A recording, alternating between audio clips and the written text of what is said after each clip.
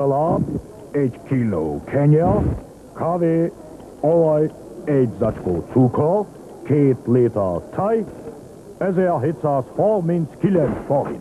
Szent ég, biztos, hogy jól számolt, hiszen alig vettem valamit. Ne tartsa föl a sort. Talán nem tud fizetni? Hogy ne tudnék. Honnan vegyek most ennyi pénzt? Mecsiár úr, de jó, hogy látom. Otthon felejtettem a pénztárcámat. Nem tudnak kölcsönadni nekem 1730, szóval 1740 forintot. Semmi akadálya. Mamácska, a mindenit én is otthon felejtettem. Mi lesz, ha kiderül, hogy nincs egy fillerobám se? Ha nem adok neki még politikai szándékot, se itt mögötte?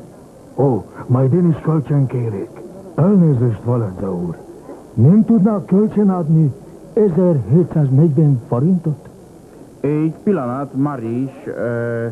Te Václav, segítenél 1740 forinttal? Ez nem probléma, kolléga. Elnézést, Jelszín úr. Tudná nékem kölcsön adni 1740 forintocskát? Ilyen bagatil összeg nem jelent gondot a mi számunkra. Minutocska. Ne haragudj, Jelmot. Sürgősen szükségem lenne 1740 forint kölcsönre.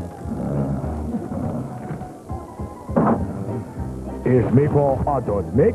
Írjad a többihez. Herrgott. No, tak.